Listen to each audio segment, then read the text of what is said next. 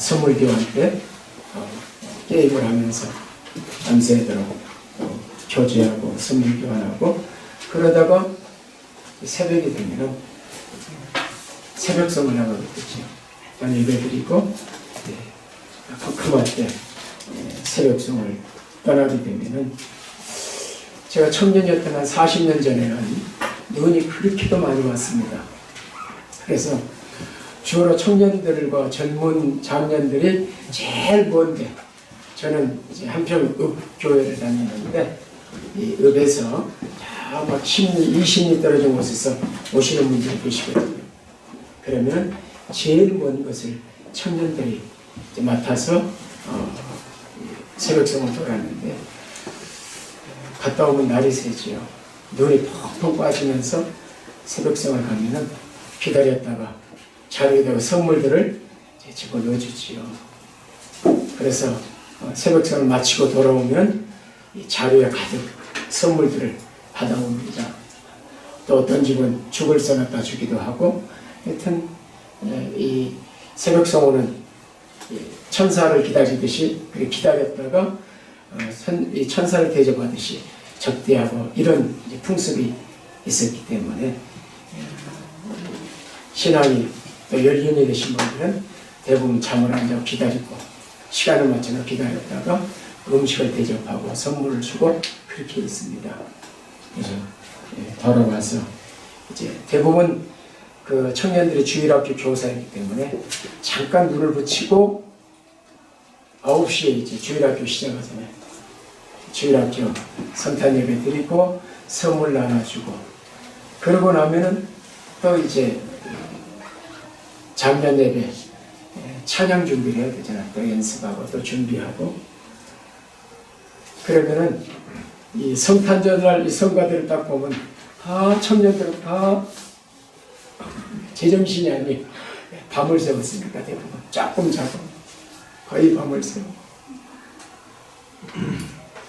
그래서 예배 끝나고 나면은 성탄절날 선물이지요. 교사 1년 동안 교사로 헌신했다고 치약, 비누 주로 그때는 치약, 비누, 생필품을 줬어요. 그리고 또 이제 찬양대 1년 수고했다고 또 선물 받고 여기서 선물 받고 청년회 뭐 임원했다고 선물 받고 이렇게 해서 그러면 이제 1년 쓸 이 비누, 치약 받아가지고 오후에 돌아오면은 오후 내내 자는 거지요. 25일은 오전에는 비몽사몽간에 보내다가 오후에는 잠자는 게 저녁까지 자고 그리고 저녁에 이제 정신이 좀 들어가지고 일과를 보내게 되지요. 주로 25일 날은 선물 받고 잠자던 기억 이게 25일의 기억이에요. 주로 이제 24일까지 보내기 위해서 준비하고 밤을 새고 이랬으니까.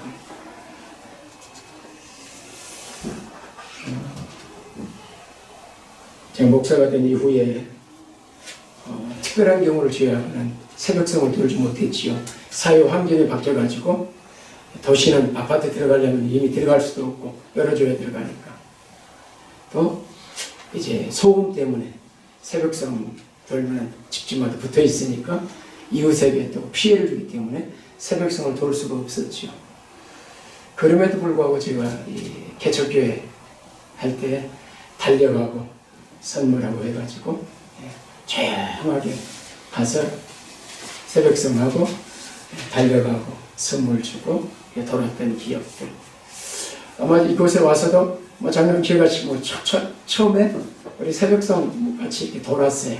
몇 가지는 안 됐지만은 달려가고 이렇게 하고 우리 돌았던 기억나시죠? 그래서 이제 할 수 있으면 새벽성을 이렇게 돌면은 참 좋은데 환경들이 바뀌면서 특별한 경우 큰 교회들 못 돌고 작은 교회들이 교인들이 많지 않으니까 목회자를 중심해서 돌았던 기억들 이렇게 있는데 좀 아쉽다 하는 생각이 있습니다. 사실 이 24일 성탄 이브를 축제로 이렇게 보내야 되는데 그러지 못하고 또 특별히 한 2년 동안 작년 올해는 대부분 교회들이 팬데믹으로 인해서 이런 24일 행사를 가질 수가 없었죠. 아쉬움이 참 많습니다. 사실은 이 교회는 이러한 성탄절, 추수감사 이런 축제 때 아이들이 이 찬양 준비하고 성탄 준비하고 청년들이 모여서 이때 교제가 되거든요. 모이고 이러면서 또 준비하고 한 달 가까이 준비했습니다. 그러면서 이제 추억을 남기고 가정의 추억의 장소라면은 또 교회 역시 참 아름다운 그런 추억의 장소가 바로 교회가 되어야 되거든요. 그래서 어렸을 때 신앙생활하는 사람들은 바로 가정과 교회에 대한 추억이 더 많은 게 어렸을 때 신앙사람들의 추억이지요. 그래서 많은 그런 에피소드도 갖고 있고, 제가 잊지 못하는 게 청년 가운데 24일 날 행사를 해야 되는데 이 자매가 미장원에 갔다가 너무 예쁘게 보이려고 선국 순서도 있고 다 순서가 들어있는데 늦어버린 거예요. 이거 머리 하다가 정작 중요한 이 순서들 들어가야 되는데 늦어가지고, 그래서 참여하지 못한 자매 생각을 하면은 지금도 좀 웃음이 나오고 이런 그런 에피소드들, 그런 추억들 이런 것들을 많이 가지고 있죠. 한 달 내 성탄 준비하고 막 너무 실감나게 하니까 그때 모종의 장로님이라고 이분이 너희들 뭐 하는 거야? 너무 교인들이 막 그냥 빨려들고 현장에서 막 해서 예수님 십자가에 달리는 실제적으로 채찍까지 그러면서 너무 실감나게 하니까 교인들 막 울고 이렇게 하니까 그분이 보시기에는 뭔가 좀 문제가 있겠다 생각해가지고 그때 우리가 좀 책망도 듣고 그랬는데 너무 보수적인 교회였으니까 어쨌든 이런 교회가 좀 아름다운 추억을 만드는 그런 장소들이 되기도 하고 그래야 되는데, 앞으로 이제 젊은 목사님이 오시면 아마 이러한 장들이 많이 마련되지 않겠나 그런 생각을 하게 됩니다. 자, 우리는 이미 성탄절은 하나님의 약속의 성취다 그런 말씀드렸어요.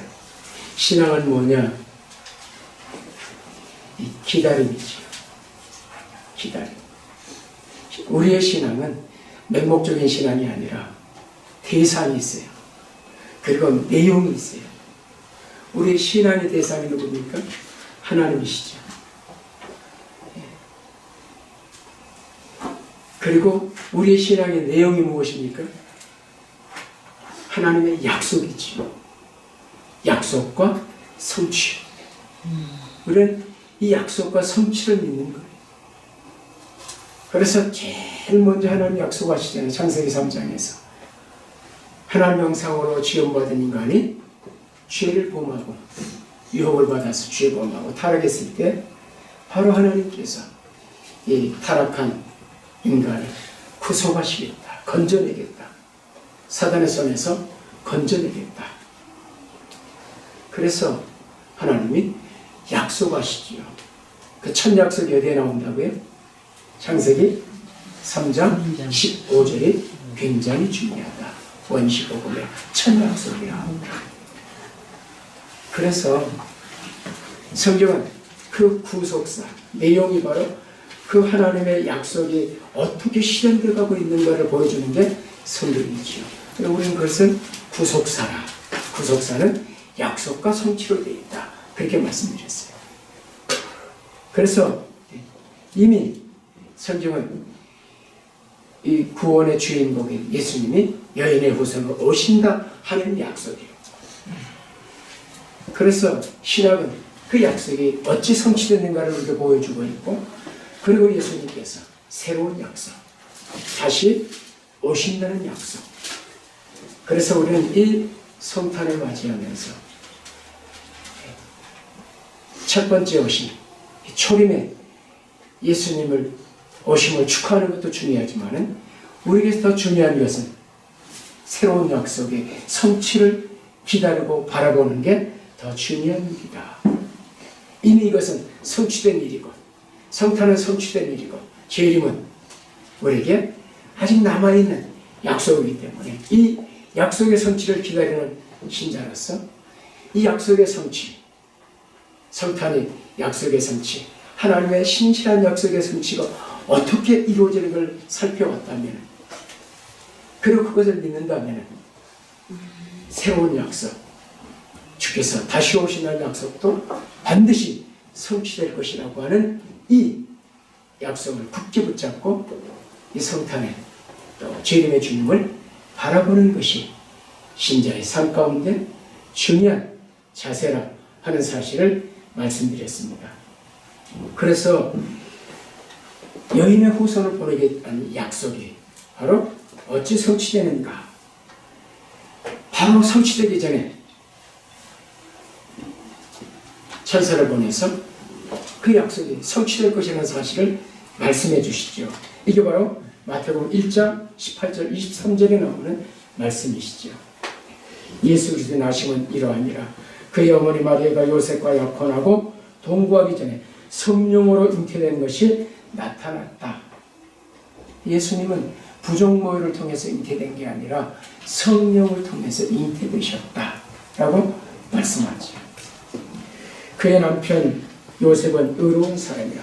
그를 드러내지 가만히 끊고자 하여 이 일을 생각할 때 주의 사자가 현모에 이르되 다윗 자손 요셉아 내 아내 마리아 데려오기를 무서워하지 말라. 그에게 잉태된 성령으로 된 것이라. 아들을 낳으리니 이름을 예수라 하라. 이는 그가 자기 백성을 그들의 죄에서 구원할 자이심이라 하니라.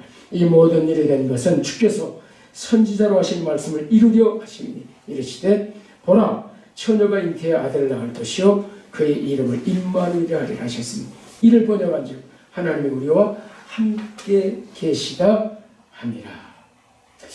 처녀 마리아의 태중인 성령으로 잉태된 이 아기 예수님은 그 10달이 지나서 이미 선지자를 통해서 예언된 유대 땅의 한 작은 마을인 베들레헴, 다윗의 고향이지요. 다윗의 출신지이고, 그래서 다윗의 후손으로 지는 예수님이기 때문에, 그래서 이 베들레헴에서 태어나셔야만 돼요. 그래서 베들레헴에서 태어나시죠. 이 모습을 누가복음은 이렇게 기록합니다. 이제 약속의 성취가 어찌 되는 걸 보여주지요. 누가복음 2장 1절. 그때 가이사 아구스토가 영을 내려 천하로 다 호적하라 했으니 이 호적은 구레네와 술이라 중독되었을 때 처음 한 것이라. 모든 사람이 호적으로 각각 고향으로 돌아가며 요셉도 다윗의 족속이므로 갈릴리 나사렛 동네에서 유대를 향하여 베들레헴이라는 다윗의 동네로 그 약혼한 마리아와 함께 호적으로 올라가니 마리아가 이미 잉태하였더라. 거기 있을 그때의 해산의 날이 차서 첫 아들을 낳아 강고를 싸서 구유에 누였으니 이는 영원에 있을 곳이 없습니다. 그 저녁에 목자들이 밤에 밖에서 자기 양떼를 지키더니 주의 사자가 곁에 서고 주 영광에 그들을 두루베치며 크게 무서워하는지라. 천사가 이르되 무서워하지 말라. 보라 내가 온 백성의 큰 기쁨의 좋은 소식을 너에게 전하노라. 오늘 다윗의 동네에 너희를 위하여 구주가 나셨으니 곧 그리스도 주시니라. 이렇게 약속이 어찌 성취됐는가, 실제 아기 예수님의 탄생에 관해서 약속의 성취에 관해서 말씀하고 있습니다. 그런데 여기 지금 우리가 그동안에 가지고 있던 이 어떤 상상과 또 들었던 이 전통들, 성탄에 대한 전통이 조금씩은 수정될 필요가 있겠다, 그런 생각을 하고 있습니다. 고고학이 발달하고 또 이제 이 당시 상황들을 이제 재현하고 살피면서 그동안 우리가 알고 있었던 내용과는 조금 다른 내용들이 많이 있겠다, 그런 생각을 하게 됩니다. 그래서 이 마리아가 일단 이제 우리가 거의 잉태되기 직전에 나사렛에서 베들레헴으로 온 것으로 되어 있는 것으로 생각되는데, 이 갈릴리에서 베들레헴까지는 약 한 50km 정도 되거든요. 그래서 이 출생 직전이라면은 이제 그곳까지 오기가 쉽지 않았을 것이다. 그 당시에는 이제 이런 생각을 하게 되고요. 또 이 본문에서도 지금 이 6절에 보면 거기 있을 그때 그러거든요. 이미 미리 와서 아마 그곳에 머물러 있었지 않았을까. 대체적으로 지금 그렇게 생각들을 하고 있습니다. 그래서 오자마자 출산한 게 아니라 와서 이제 머물러 있을 그때에 상당 기간이 지나지 않았겠는가 그렇게 생각을 합니다. 그래서 거기 있을 그때 해산할 날이 찼거든요. 거기 머물러 있을 때. 그래서 이 기간이 조금 시간 간격이 있을 것이다. 그리고 초다를 쌓아서 구유에 누렸다. 이는 왜 그런 여관에 있을 곳이 없습니다. 그런데 이제 언어학자들과 또 그 당시에 이 베들레헴 큰 동네가 아니었거든요. 그래서 이 당시에는 대부분 이제 손님들이 오면은 조금 괜찮은 집들은 손님들을 모실 방들, 손님 접대용 방이죠. 여러분들 집이 작으면 할 수 없지만은 조금 크면은 대부분 이제 손님 접대용 방들을 하나씩 더 예비해 두죠. 그래서 아마 이제 이곳에 아마 이제 다윗의 집 족속이었고 베들레헴이 이제 다윗의 후손들이 살던 지역이었기 때문에 요셉의 친척들이 아마 그 당시에도 있었을 것이다 그렇게 봅니다. 그래서 이곳에 왔을 때 이미 이 당시에는 이제 호족으로 왔기 때문에 전국과 전체에서 모여들었거든요. 세계 각지에서도 모여들었고 호족하기 위해서. 이 당시에 가이사 이제 황제가 인두세를 받기 위해서 이제 호종을 한 것이니까. 그래서 다 몰려왔었기 때문에 아마 이미 이제 그런 친척들의 이런 접대용 방들이라든지 이런 내줄 공간들이 없었지 않았겠나 이렇게 보고. 그래서 우리가 구유에, 흔히 우리는 무슨 구유라고 그러죠? 말구유에 타연하셨다 이렇게 생각하잖아요. 자, 한번 다음 그림 한번 보십시오. 자, 이 당시에 이제 베들레헴의 이런 집의 구조들이 대체적으로 저런 형태. 그래서 지금 그 당시에 이 집 구조들을 재현해 놓은 곳이죠. 그래서 보통 2층에 가옥들이 있었고 1층에 밑에 층에다가 이제 짐승들을 키웠습니다. 이것들 제가 처음에 왔을 때 시골에 이렇게 가면은 집에서 돼지들을 키우는 걸 봤어요. 돼지들이 집 안에가 방에 또 돼지들이 있고 그랬었거든요. 지금은 요즘 모르겠어요. 한 15년 제가 와서 시골 이렇게 돌아다녀 보면은 특별하게 이제 따로 이렇게 있을 곳이 아니고 집에 우리 선교지 사누시 포토시도 가면은 따로 이렇게 마당에다가 이렇게 해가지고 이번에도 갔다 거기다가 돼지를 키웠는데 이번에도 가보니까 마당 한가운데다가 막을 쳐놓고 거기다가 이제 장닭을 키우고 있더라고요. 숫닭. 근데 조금 살만한 사람들은 저렇게 구조를 가지고 있었고 그러지 않은 사람들은 아예 굴을 파가지고 제가 그 그림도 좀 있는데 이미지가 있는데 굴에다가 이렇게 위에다가는 집을 짓고 살고 밑에 굴을 파가지고 거기다가 짐승들을 키웠습니다. 그래서 집 안에 같이 살았어요. 짐승만 들어서 대체적으로.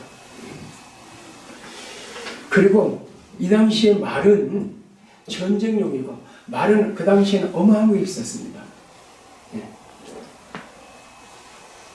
그래서 말은 이제 특별한 경우 고관들이나 또는 군사들도 아무나 타는 게 아니죠. 말이라는 것은.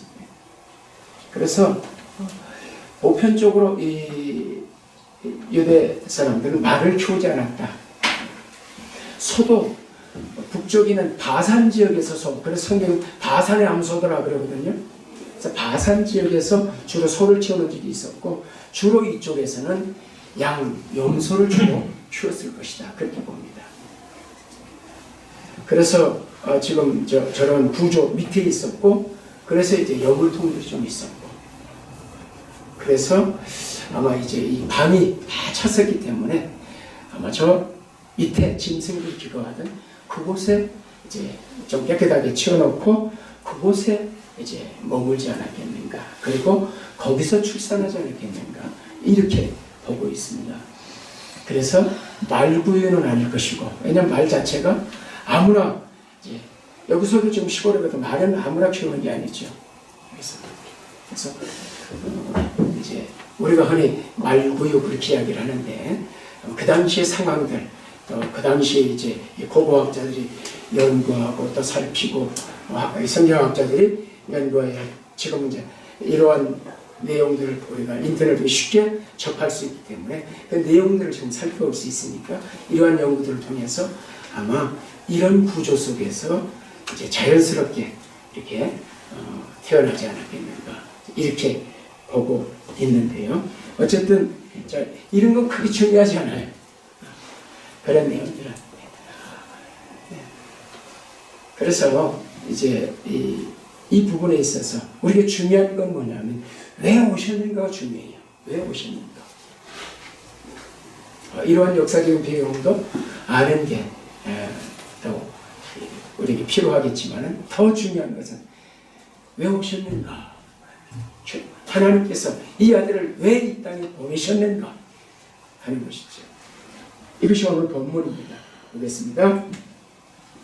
하나님의 사랑이 우리에게 이렇게 나타난 바 되었으니 하나님의 자기의 독생자를 세상에 보내심은 그로 말미암아 우리를 살리려 하심이라. 사랑은 여기 있으니 우리가 하나님을 사랑한 것이 아니요 하나님이 우리를 사랑하사 우리 죄를 속하기 위하여 화목제물로 그 아들을 보내셨습니다.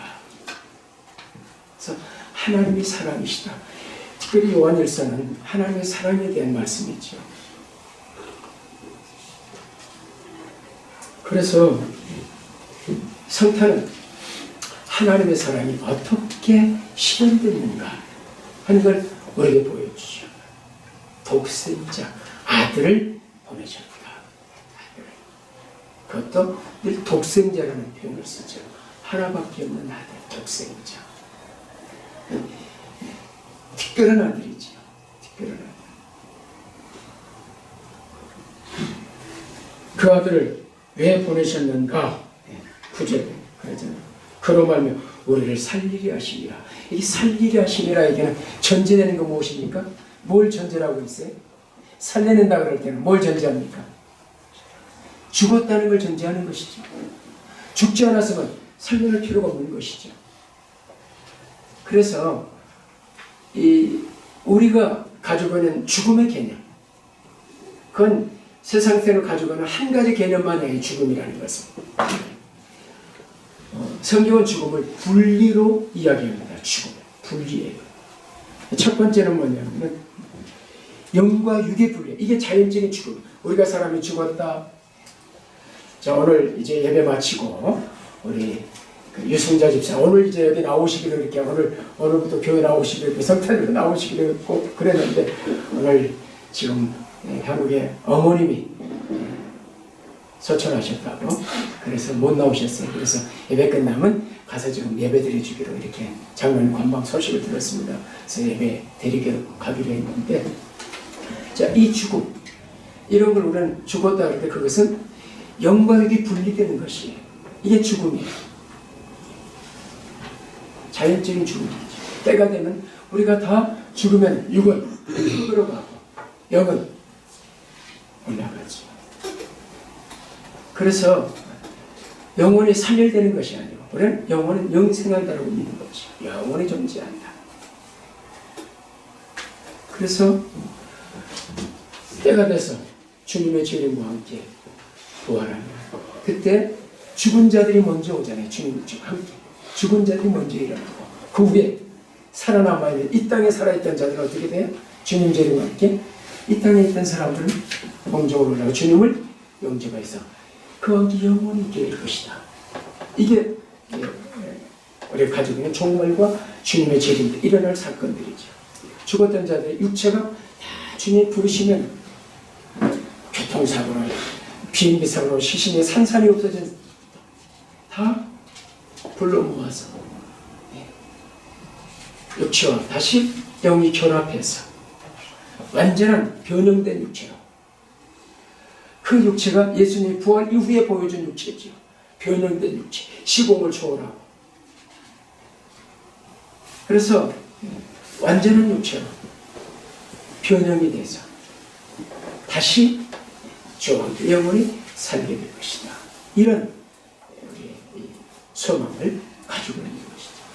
그래서 영과 이거 분리된 영혼이 주님의 재림으로 다시 부활과 함께 다시 일어나서 결합해 영과 이 육체가 다시 결합해 가지고 주와 함께 있습니다. 우리 이렇게 믿는 것이죠. 그리고 또 하나의 죽음은 아담과 죄를 보면서 죽었어요. 정령 죽었어요. 죽었는데 살아있잖아요. 뭐가 죽었어요? 이것은 하나님과 인간이 분리되는 거예요. 그걸 우리는 하나님의 형상에 깨어졌다라고 얘기를 하죠. 생명이신 하나님과 연결되어 있어야만이 여기에 생명이 있는 거예요. 그런데 죄를 범하면서 하나님과가 끼어졌어요. 그래서 죽었어요. 뭐가 죽었어요? 영이 죽었다. 그렇게 육은 살아있어요. 영이 죽었다. 영이 죽었다는 이야기는 하나님과의 관계는 예배해야 되는 영혼을 예배드리지 못하고, 그래서 예수님 왜 오세요? 회복시키시고 죽은 자를 살리러 오세요. 뭘 살려? 다시 관계 회복. 구원은 그래서 뭐다? 구원은 더 쉬운 얘기가 관계 회복이라 이렇게 얘기를 하시는 거예요. 어떤 관계? 이 하나님과 끼어졌다는 관계가 다시 회복되는 것이고, 그래서 천국은 하나님 관계가 완성되는 것이고, 이걸 영화라고 해요. 성화는 뭐냐? 관계가 점점 깊어져 가는 것이다. 더 주님을 닮아가는 것이고, 그래 관계, 끼어졌던 관계의 회복이요, 그리고 관계의 발전이요, 그 관계가 완성되는 게 구원의 완성. 그게 주님 오시면서 이루어질 일들이지. 완성을 바라보고 이걸 바라보는 게 신자의 삶인 것이지. 그래서 지금 여러분들은 살았어요, 죽었어요? 죽었던 여러분이 살았어요. 뭘로? 관계가 회복. 지금 뭐하고 있어요? 하나님은 아버지로 부르고 있잖아요. 끼어졌을 때 어떤 에덴 동산에서 아담과 하와가 이제 하나님을 등졌어요. 관계가 돌아선 거죠. 하나님 여기 계시는데 돌아섰죠. 그 전에 하나님과 에덴을 교제하고 하나님을 예배하고 하나님으로 생명을 이어받고 아름다운 관계 가졌어요. 조화된 관계. 죄가 되면 모든 조화가 깨지고 등을 돌렸어요. 그리고 누구에게 갔어요? 사단에게 갔어요. 사단의 편에 섰어요. 누구 말을 쫓느냐? 하나님 말을 쫓느냐? 누구 말을 쫓아갔어요? 하나님과 주종관계에 있었어요. 이제 돌아서서 사단과 관계를 맺었어요. 사단의 종로로 돼요. 관계가 깨졌어요. 그래서 회개가 뭐냐? 여기서 돌아서는 것이에요. 다시 하나님 회개예요. 이게 본질적인 회개예요. 이게 구원하는 회개예요. 아유, 하나님 나 뭐 살인했어요, 간음했어요, 이걸 하는 게 아니에요. 이거는 삶 속에서 우리가 이제 예수 믿고 나서 살아가면서 생활 속에서 회개하는 것이고, 근본적인 본질적인 회개는 돌아섰던 하나님을 향해서 등졌던 사람이 돌아서는 것이 하나님에 대한 다시 하나님과 관계가 회복되는, 이 너하고 사단과 관계를 끊고 그래서 죽어있던 자가 다시 살아나는 것이 하나님과 관계가 회복돼가지고 다시 예배하고 하나님 아버지라 부르고, 그래서 아버지라 부르게 하시는 거예요. 그래서 오늘 여기 10절에 사랑은 여기 있으니 우리가 하나님을 사랑한 것이 아니라 하나님은 우리를 사랑하사 우리 죄를 속하기 위하여 화목제물로 그 아들을 보내셨다. 감히 하나님을 등지고 돌아섰어요. 그래서 왜 우리가 심판받아요? 하나님의 진노. 감히 하나님을 등졌어요. 사단을 쫓았어요. 하나님의 진노 가운데 있어요. 죽었어요. 진노 가운데 있어요. 영원의 형벌이 기다리고 있어요. 그래서 뭐가 필요했어요? 제물이 필요했어요. 어떤 제물? 이 끼어진 관계를 회복시켜야 돼요. 화목제물. 예수님이 왜 보내셨는가? 지금 말씀하죠. 사랑은 여기 있으니 우리가 하나님을 사랑한 우리 하나님을 사랑하사 우리 죄를 속하기 위하여 화목제물로 그 아들을 보내셨다. 성탄절은 무슨 날이에요? 독생자 하나님이 화목제물이 되기 위해서 이 땅에 오신 날이에요. 이 날이 성탄절이에요. 그래서 이 이어진 관계를 다시 이어주는 거죠. 그래서 전도전, 이 내비교토의 전도지의 제목 이름이 브릿지라고 다리, 연결하는 다리. 이어주는 것이잖아. 끼어졌던 관계를 이어주는 것이. 세 번째 죽음은 영원한 죽음이에요. 이 죽음은 뭐예요? 우리가 지옥 간다 그 말이죠. 지옥의 중요한 개념은 뭐냐면은 하나님이 없어요. 영원히 하나님이 없어요. 영원히 하나님과 분리가, 이게 지옥이에요. 뭐 지옥이 끓는 가마든 무슨 뭐 어쨌든 그보다 더 중요한 개념은 뭐냐? 그보다 중요한 개념은 하나님과 영원히 분리되는 거예요. 왜 이 땅의 삶이 중요한가? 이 땅에 살아가는 동안만 회복의 가능성이 있는 것이에요. 이 땅에 살아있는 동안만 우리가 회개하고 돌아서서 생명을 다시 얻을 수 있는, 하나님 관계 회복할 수 있는 이 기회는 이 땅에 살아있는 동안, 숨이 넘어가기 전까지. 그래서 병상에 전도하는 거예요. 병상에서 예수 믿으라고 죽기 직전에까지도 전도하는 것이죠. 마지막까지 제일 살아있는 게 진행이 사는 게 어디라고요? 귀에 청각이거든. 귀에 대고 복음을 들려주는 것이죠. 예수 믿으면 영생합니다. 관계가 회복되고 구원받고 영생을 하나님과 관계를. 천국은 어떤 곳이냐? 그것이 금이냐? 그런 개념은 천국이 아름답다는 걸 보여주는 개념들이지요. 중요한 개념은 천국은 하나님이 계신 곳이에요. 그러므로 이 땅에서 천국을 산다는 것은 무엇입니까? 하나님과 함께 사는 삶이에요. 성령님이 우리 안에 오시고. 그래서 예수님의 이름이 무엇입니까? 임마누엘. 임마누엘 번역한 즉 하나님이 우리와 함께 하시다. 장막을 치고 우리와 함께 거하신다. 이게 우리가 믿는 신앙입니다. 이 일을 위해서 성탄절이 우리에게 주어진 것이죠. 놀라운 선물이에요. 그래서 이 기독교가 말하는 죽음이 무엇인가를 걸 이해하는 게 중요해요. 세 가지 있다고 했어요. 하나는 자연적인 죽음, 영과 육이 분리돼. 모두가 이 땅에 사는 동안 한 번 겪는 일이죠. 주님 오시기 전에 우리가 살아있다면 이걸 겪지 않아요. 영과 육이 분리되지 않고 그대로 주님 만나서. 그러나 주님 오시기 전에 우리 죽는다면 영과 육이 분리된 이 죽음을 경험하게 될 것입니다. 그리고 영적으로 우리가 예수 믿기 전에 죽어 있었어요. 그런데 예수를 믿습니다. 그건 다시 하나님과 관계를 회복하는 예수님 매개체가 돼서 예수님이 그 보혈의 피로 다 씻었기 때문에, 우리의 공로 없이 예수님 입장에 다 이루셨기 때문에 믿습니다. 이 고백. 그래서 주님이 내 주님이십니다. 이 고백을 하면서 죽기를 돌아서죠. 그리고 이제 이 삶을 살아가는 것이죠. 이걸 신앙이라 깊은 관계를 맺어가. 여기는 끊고 죄와 세상은 단절시키고 이 세상에서 안 산다는 이야기가 아니죠. 세상의 풍습, 세상의 가치관 이걸 뒤로 한다는 이야기죠. 이걸 세례라 그러죠. 요단강 이 홍해를 건너는 사건이죠. 그 여기서. 그리고 영원한 죽음. 그래서 죽기 전에 주님을 만나야 되는 것이다. 중요하다. 이 땅에 사는 동안만 기회가 주어지는 것이다. 그래서 이 기회를 붙잡아야 되는 것이죠. 우리에게 자유의지를 주셨어요. 선택할 수 있게.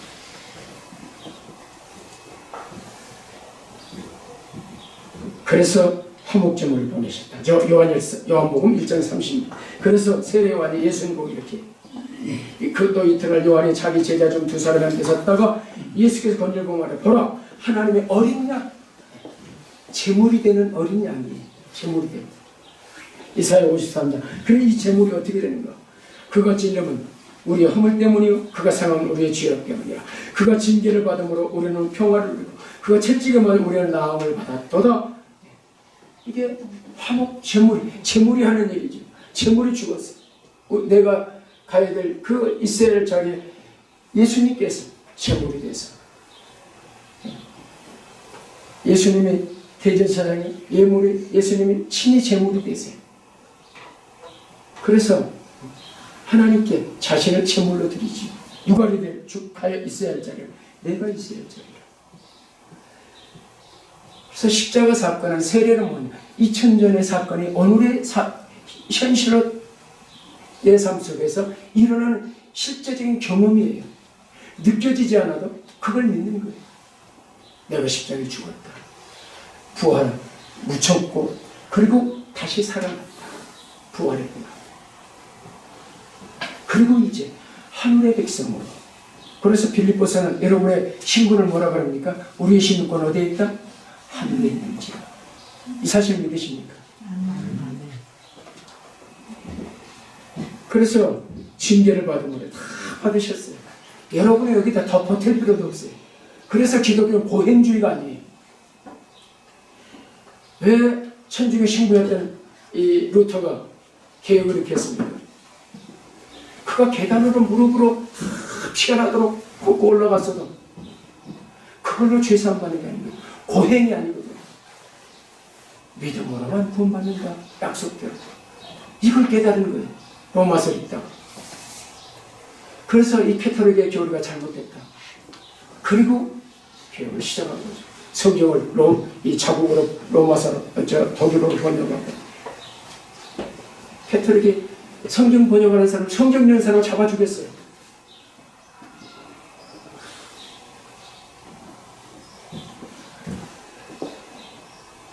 그래서 우리는 하얀같이 그릇에 각기 제대로 우리 모든 죄를 그에게 담당시키셔서 화목제물로서 이제 제물이 드려졌기 때문에 하나님의 진노가 유화되는 것이죠.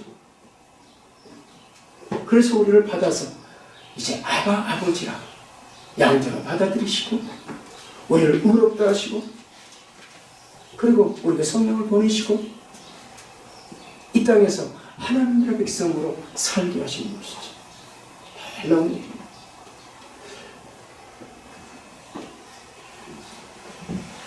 마태복음 26장 예수님께서 그들이 먹을 때 예수께 떡을 가지고 축복하고 떼어 제자를 주신 일이 있을 때 받아먹으라 이것은 내 몸이니라 하시고 또 잔을 가져다 감사하기도 그들에게 주시니 너희는 다 이것을 마시라 이것은 죄사함을 얻게 하러 많은 사람을 흘리는 바 나의 피곧 언약의 피니라.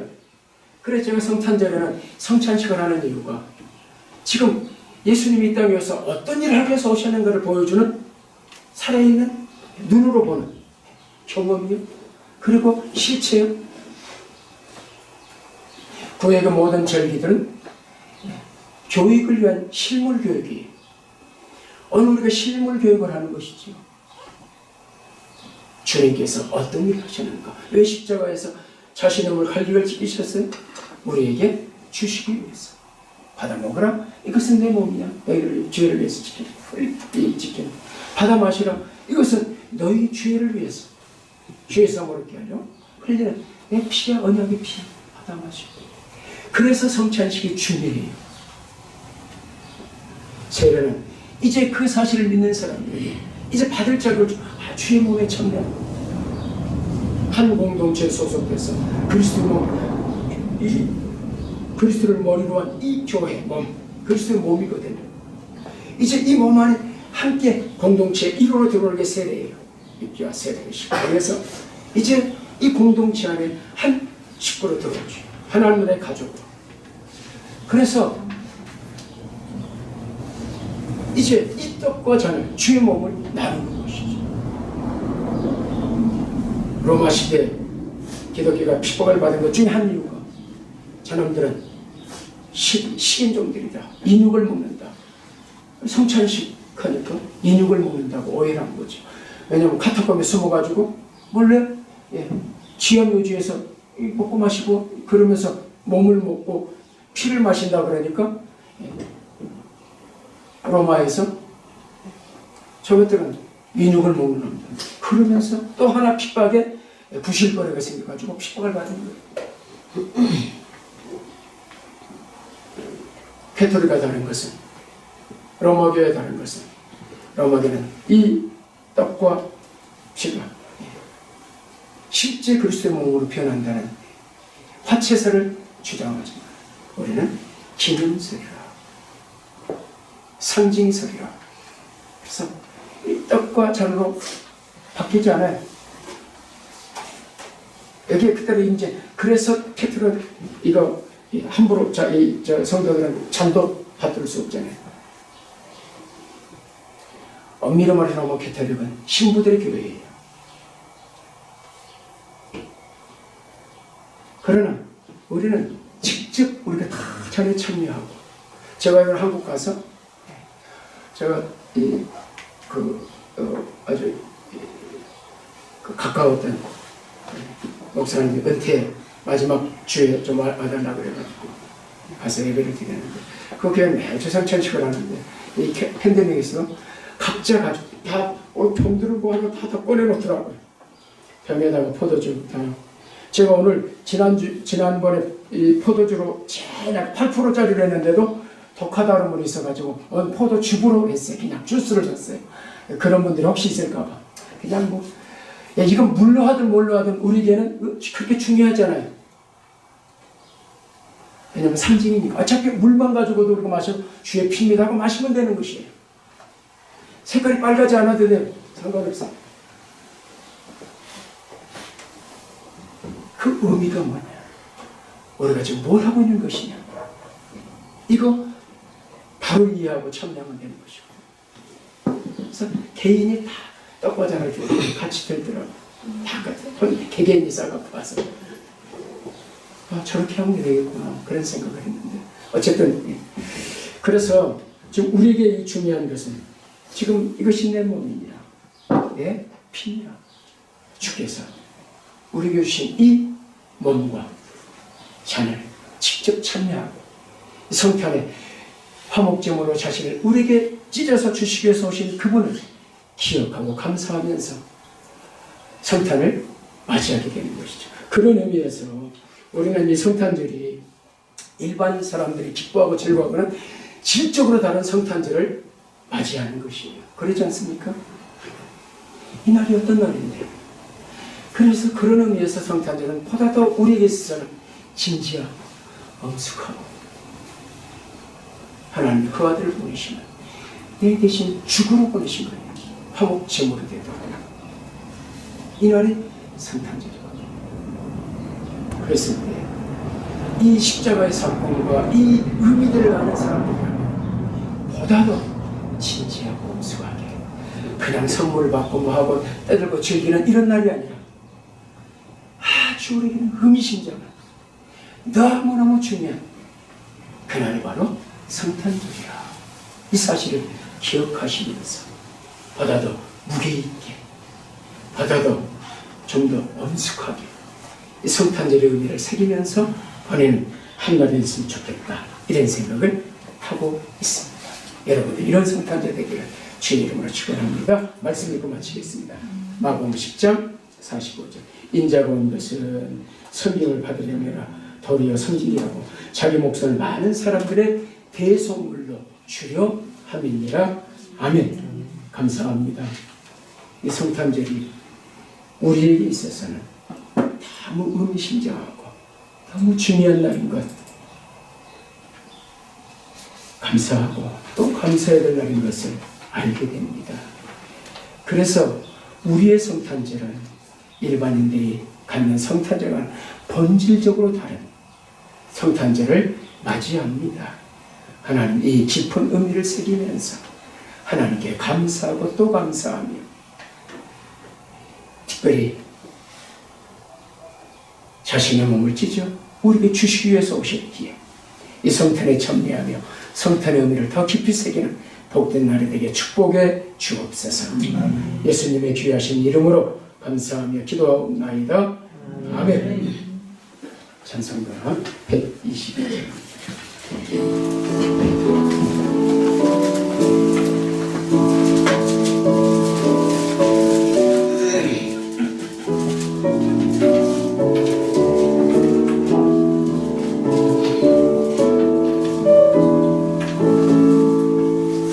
전방 나온 성도여